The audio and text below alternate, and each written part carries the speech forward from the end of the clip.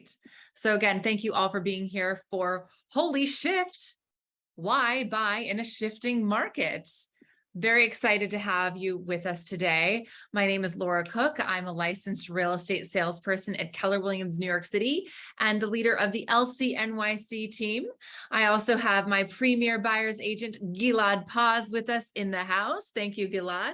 He's going to be talking about some really important information regarding renting versus buying. And then we have Louie Young, who is our mortgage specialist from Guardhill Financial. Thank you to our panel for being here. And what we are going to cover today. So first of all, what is happening in the New York City rental market? Tipping point, what is it and why does it matter to you? What is the buying opportunity now? How are prices? And what is going on with interest rates? And that's Melissa's specialty. So she'll be finishing us out today. All right, so what is happening in the rental market? We have Gilad Paz launching us into this great seminar. Gilad. Good evening, everyone. I'm so happy that you are here with us this evening. Like Laura said, we have a lot of information to share with you, so we will jump right in. My name is Gilad Paz. I have been in the real estate game in New York City for over 11 years. And before becoming the premier buyer's agent for the awesome LCNYC team, I did a lot of work in rentals. So if you're a New Yorker, I'm not going to freak you out and tell you exactly where you live if you give me like 3 sentences about your apartment, but I probably know it. So this is why I came on here tonight to tell you about what's going on in the rental market, because I've seen this happening for a decade, seeing how things were and seeing what they have become. And that is a big question here. And that's why we are going to go right into this next slide. So, show of hands, AKA put in the chat, is it better to buy or rent in this current market in New York right now? Let me know what you think. Is it better to buy or rent? And if you have anything to comment on, just put in the chat. And I'm also seeing that Laura put up the poll here. So what are we seeing in the poll, Laura? We are seeing 100% buy. Okay. Buy right now.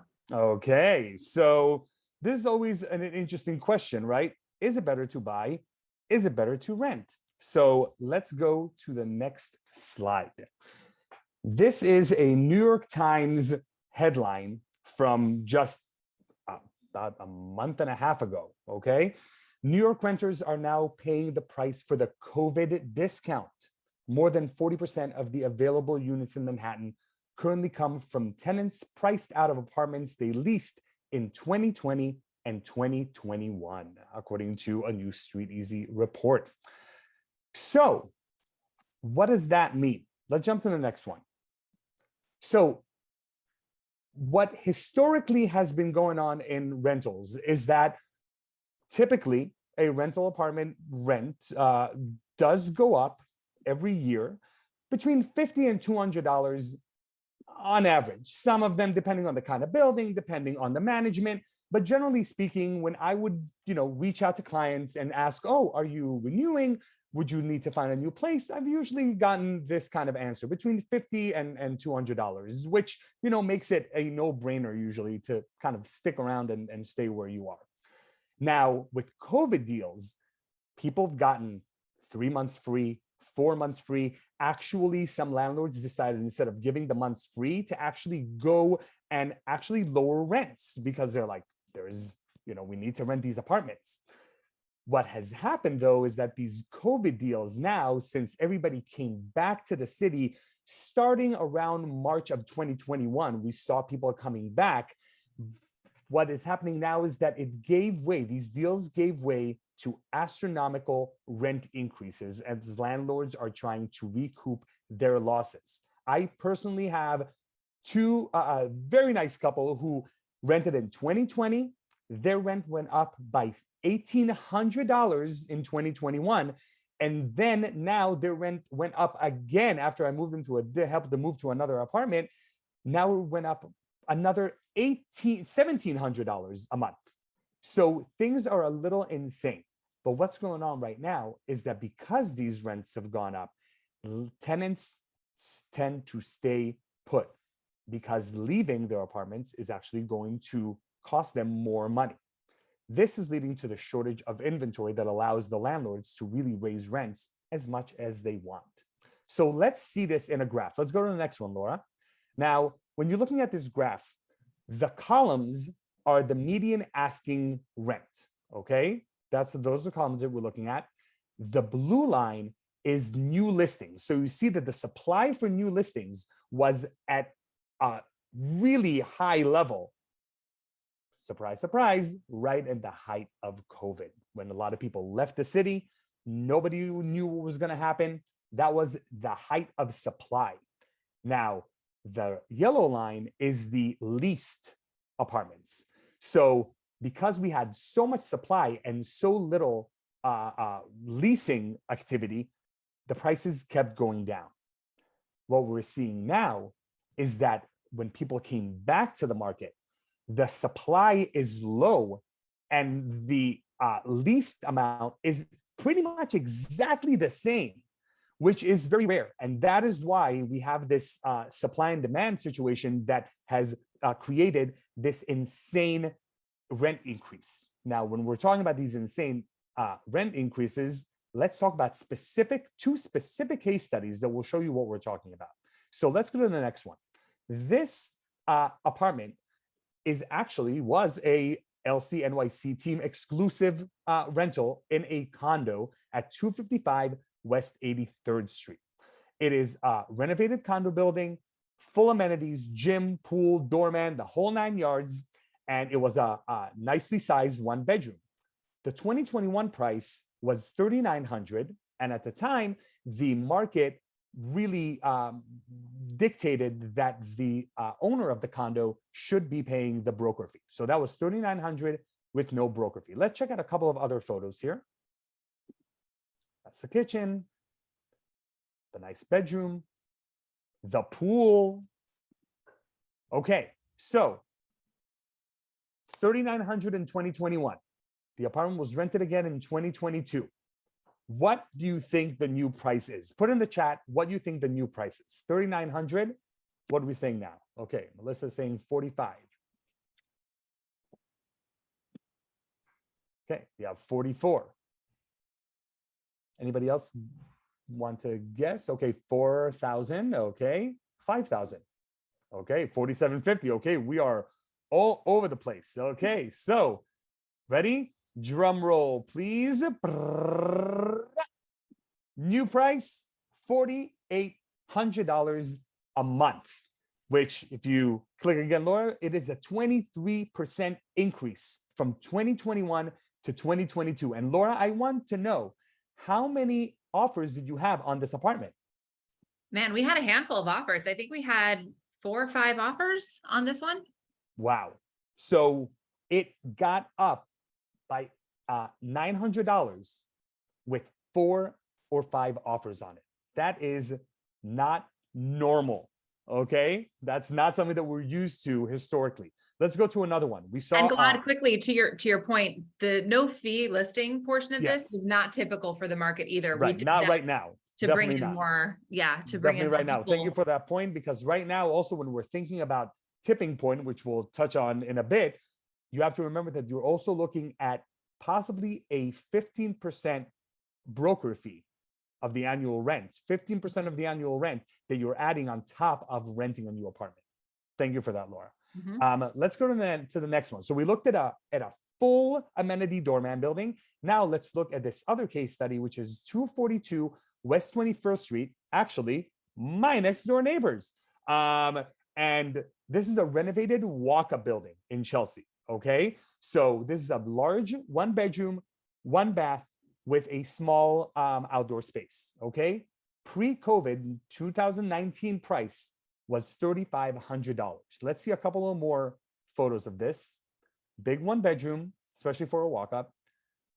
Nice kitchen, but not all renovated. An extra little dining nook. Okay, 3,500 in 2019. This apartment was rented again in 2022. What do you think was the price? Started at 3,500. Where were we in 2022? Okay, we have 44, 45. Okay. We're understanding where we are, right? Who else? Who else is wants to chime in? 3,500 and 5,000. 5,000. Okay. Okay, so drum roll, please. Hey, look, great, nice of you to join us. I'm glad you're here. Luke is one of my former renters, so Amazing. I'm glad that you're here. So $4,400, people, $4,400 in a walk-up in Chelsea. 20% increase between 2019 and 2022. So let's talk about what this means, this insanity of the market. Okay, so let's jump to the next slide. So we are now having to rethink about what is our next move as renters and potential buyers. With the 20 to 30% increases, it can make the purchase option much more attractive. I don't know about you, but as far as I've heard, generally people are not making 20% more in their salaries than they made last year or 2 years ago or 3 years ago. So this leads us to really consider the economic factors around buying that may be a lot more feasible than you think. And this is where I'm going to send it to Laura Cook, team leader of LCNYC. Thank you, Gilad. Thank you. And very excellently put. And you know what's so fascinating about this, right, is the fact that you look at these rent increases, and that is not what we're seeing in the sales prices. It's not like pre-COVID, you know, we're seeing a 20% jump in the sales prices or 30% in some cases. I mean, I had a woman who came through one of my open houses recently who said she was paying, I think, around $3,200 and her landlord is upping the rent to $5,000. And guess what? Nice. What is she doing? She's looking at my sales open house, right? She's suddenly considering, what could I potentially purchase? And this crazy rental market is really forcing tenants to look at their situations, right? 100%. How many people did we have come by? How many parents did we have come by So the many. studio on the Upper West Side because they're like, the rents are so high, we might as well buy an apartment for our son or daughter. Yeah, exactly right. So as Gilad said, I am Laura Cook. I am the team leader of the LCNYC team. I've been in the business for almost a decade. My former career was actually as an actor. I worked off Broadway regionally, love the theater, and transitioned into real estate some time ago. Love working with clients. So let's launch right in. So this is my section. Interest rates, recession, inflation. Oh my, it is a crazy time in the market in New York City right now. And why would somebody buy during this crazy time? So first of all, the thing to consider is the tipping point. Also, competition and opportunity, and the stability of the asset when you purchase New York City real estate, okay? So first of all, an overview. Why buy? Some things to consider.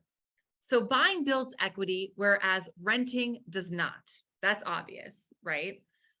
You get tax benefits. So you can deduct all of the interest on your loan amount up to $750,000. That's the loan amount, not the purchase price. I just want to be clear about that. And you can deduct a percentage of your maintenance for co-ops or real estate taxes for condos up to $10,000. Also, interest rates are still historically low. Melissa's going to get into this, right? This is actually not a terrible time to buy. Just because they've gone up a little bit doesn't mean that they are high. And we also do not see them going down substantially anytime soon. So the people that are sitting on the sidelines thinking this is going to be advantageous to wait may be mistaken. So let's start with tipping point. What is it? The tipping point. It's the number of years it would take for the cost of owning a home to equal the cost of renting a comparable one in the same area. So the tipping point, it weighs these metrics, the cost of renting, so your monthly rent, your payments, your broker's fees, your insurance, against the cost of buying. These costs of buying include your down payment, your mortgage, property taxes, home maintenance cost, but also the opportunity cost of investing the down payment and upfront fees in alternative assets, such as stocks and bonds, right? So this tipping point really depends on the property, and it can vary. It really can vary widely. So StreetEasy actually has a tipping point tool. I think they need to update it because the numbers to me are still the same as when we were doing this seminar a year ago. But it is helpful just for your example to see this map here. This map shows the tipping point. So for example, Midtown East has a tipping point of 5.92 years, right? So that's how many years you would need to own to make it better to own than to rent. The lighter color green means that it's a less time in ownership, right? The darker color means you have to own longer. So you can see probably these Park Avenue properties are skewing the Upper East Side, right? It doesn't mean that it's not a good thing to purchase. It just means that you have to hold it longer, okay? And this gives you a quick example of an Upper West Side condo. It's $800,000 on average to buy an Upper West Side condo, 1 bedroom. It may be even a little bit more now. And the renting, they're saying a 1 bedroom that's equivalent is 28. It's probably more like 4,000 right now, to be honest. So it's saying that based on this metric, it's about 4 years to break even. Now let's go even deeper here. The New York Times has a better calculator actually to weigh a lot more variables. Okay, so I'm going to actually show you what that looks like. Okay, can you see this? This is a different screen here. So is it better to rent or buy? The New York Times wants to help you figure that out. And what you can do is actually input several variables. And you can see here, so that example that we just talked about, that Gilad brought up about the condo, right? That's a condo that you could buy, hypothetically. And what's interesting is that was an apartment right below it, just sold. The same line, right? Very similar. And that sold for around, I think, 925,000. So this one's in better shape. So let's say that it's worth around 950,000 for argument's sake. Then you can look and see, how long do you plan to stay? What's the mortgage rate? How much are you putting down? What's the length of your mortgage? And then you can even put in what you would project is the home price growth rate. What is the rent growth rate? And again, this is very conservative because it's been a lot more over the last couple of years. And then you can even see what are my property taxes, my closing costs, and maintenance, common charges, etc. So when I plug these metrics in quickly, it says if you can rent a similar home for less than basically $3,500, renting is better. Now, obviously, you can go in and get even more granular, right? And the shorter amount of time that you plan to stay, right, then obviously it makes more sense to rent. But if you plan to stay for, a handful of years, it makes a lot more sense to buy. And you can see that sliding scale down. It's a very helpful tool for all of you who've registered. We will make sure that you have this link. We'll be sending a follow-up because I think this is a great way to measure your own personal opportunity in terms of purchasing. So I'm going to shift back to my other share here. Okay. So let's talk about what's happening in the market, in the sales market. So when you look at the sales market right now, what we like to look at is the monthly contract activity. So this is for August. We're always looking backwards, right? Even though we're in September right now. The historical average is the yellow line. The Manhattan monthly contract activity is the blue line, right? So this blue line, you can see there were a lot of contracts at the height of the market at the beginning of this year.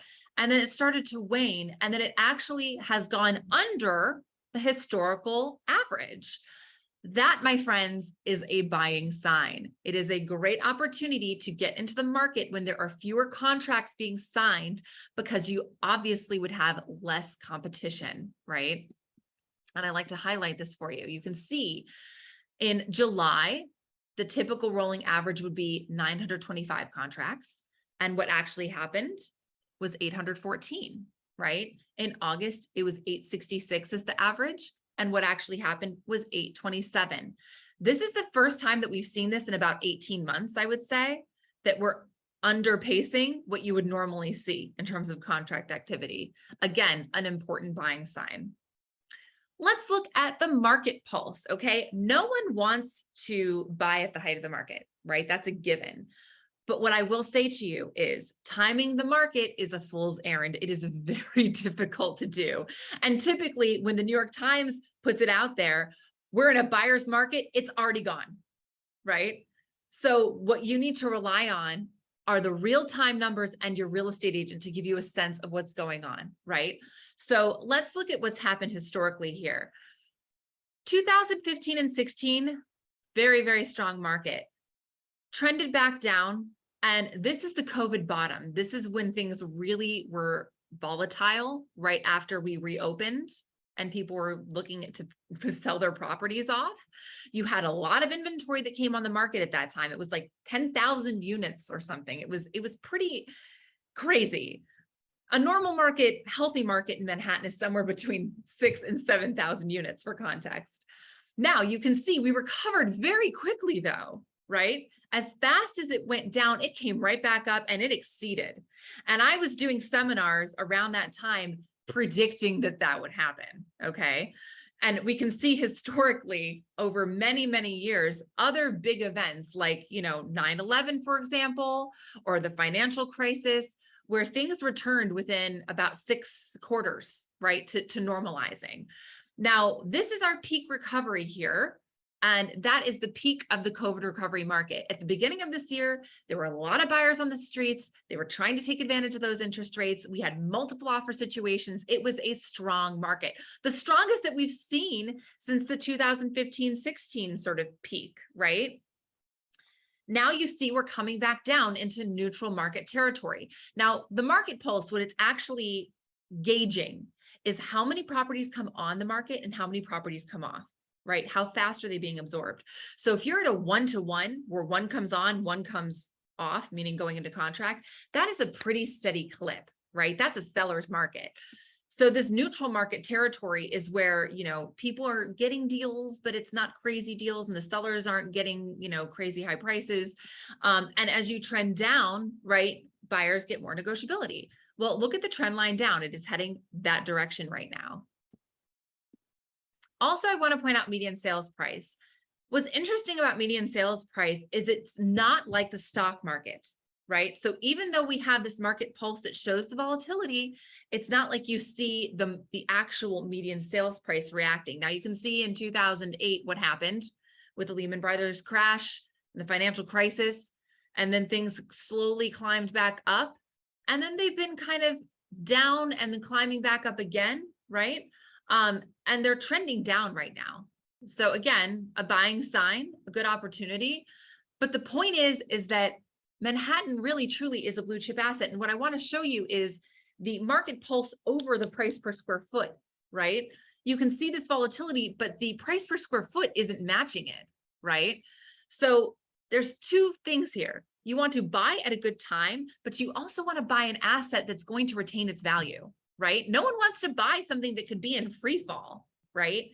So that's the point, and it's a really big, important point in terms of why would you buy a New York City property, right? Just one note, Laura, just so everybody knows, all these graphs that Laura shared are from Urban Digs, which is an impartial party. It's a website that just takes all this information from the government, like information centers for the sale data and all that. So this is all just very impartial information, just so everybody is on board. And you can look up Urban Digs if you'd like. And thank you, Gilad. It's basically curating all the data from the Revenue Listing Service, which is the bulk of all the listings in Manhattan, right? So that's how they take that and they parse it out and they make these charts, which are extremely helpful. Now, one thing I want to point out is that StreetEasy just had a recent article that came out about what is going on in the market right now. And I thought it was very interesting because the market is very price point specific. But if you're a first-time home buyer, The first-time home buyer category, those people have been more affected by the interest rates and they tend to pull back faster, right? And you can see this. Buyer interest in listings below 500 has accelerated, while the interest in listings above 500 has subsided.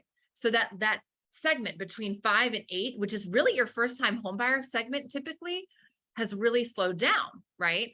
This is likely due to the impact of these higher mortgage rates pushing down prospective buyers' budgets, right? So if you can find those rates that make sense for you and you can keep your carry low, absolutely, it's a great time to jump in. Melissa will talk about that later. So a couple things, pros and cons of purchasing, right, versus renting. So owning the benefits, obviously you get fixed financing, you have growing equity, you get price growth, right? Tax benefits. Costs, you've got your down payment, the monthly mortgage payment, property taxes, building fees, and closing costs. With renting, you get more flexibility, right? But that flexibility, it comes at a cost, right? And you're always paying someone's mortgage. It's just not your own, of course. Also, you have other investment opportunities where you could put that money away that you'd be locking up your down payment otherwise, right? As far as costs, you've got that monthly rent, the broker fee. As Gilad mentioned, brokers' fees are back. And if you saw in the New York Post recently, a broker recently charged $20,000 for a rent stabilized apartment. That is not the right thing to do, but it happened. So you definitely don't want to be paying those crazy broker fees. Also, we have security deposits as well. And the number one reason, which we just talked about, is rent appreciation, right? Very substantial. So some concluding thoughts on the purchase opportunity that is in front of you. It's all in the timing. On average, the process of buying takes about 3 months once you've secured a contract. So we do have to be clear. It's not as fast as renting, right? You do have to give yourself some time. So you have to think about that if your lease is ending. If you're not sure about your future for the next 5 years and you want flexibility, perhaps renting is best. But having a fixed cost, like your mortgage payment, right, is about as good as you're going to get as having a rent stabilized apartment. Now, if you know that you plan to stay in the area and you have the down payment saved up, which is typically 20%, although it can be 10 for condos, and your post-closing liquidity, it definitely makes sense to purchase. And what we always like to tell our clients is buy the largest apartment you can reasonably afford, right? That will be a better appreciating asset. It is no surprise that studio apartments don't appreciate necessarily as well as one bedrooms, and one bedrooms don't necessarily appreciate as well as 2-bedroom apartments. Just something to keep in mind. Not a reason not to buy a studio apartment, but if you're on the edge of buying a studio versus a one, you should absolutely buy that 1-bedroom apartment. Also, the thing to think about is this: if you currently own, right, and you're thinking to yourself, man, I don't know if I really want to trade up right now. It's a terrible market. Well, first of all, it's not a terrible market. Okay, you'll do fine. But secondly, it's actually better to trade up in a market like this, because think about it. If you're getting a 3% discount on the 1-bedroom apartment that you're selling, that same discount, and usually the bigger asset, you get the bigger, discount. So maybe you get a 5% discount. That's substantially more money, right? When you look at that, $500,000 1-bedroom versus a $1 million 2-bedroom, right? So that's the other thing to consider. Also, just wanted to let you know how we help clients. If you are interested, we love to sit down and talk with people. We help customize their searches. We do professional property evaluations. We help negotiate your offers. We coordinate the transaction. We prepare your paperwork. We do the walkthrough and closing, as well as a long-term relationship. And what I think a lot of first-time home buyers don't realize is the commission is typically paid by the seller. So it is an advantage to you to have your own agent negotiating on your behalf. And we always welcome the opportunity, our team, to talk with you if you have more questions about that.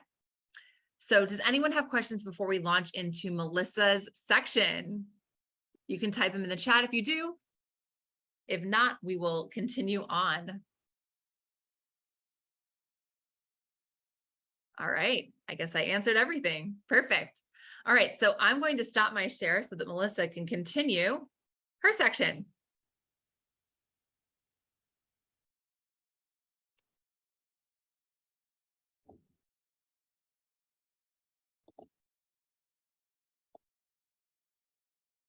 Okay, everyone can see that okay? Yep. Perfect. So, hello everyone. I am Louie, and I am a mortgage specialist with Guardhill Financial. So, Guardhill is a boutique mortgage brokering firm where our mission is to provide the highest level of service in the mortgage industry while finding the best products and rates for our clients. I've been in the mortgage industry for over 15 years, and I'm currently licensed in New York, New Jersey, and Connecticut.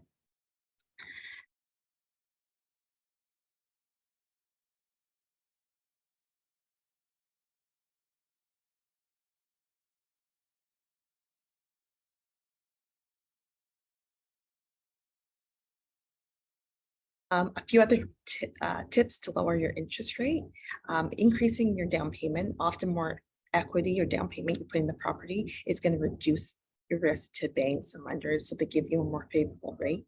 You should really know your credit score.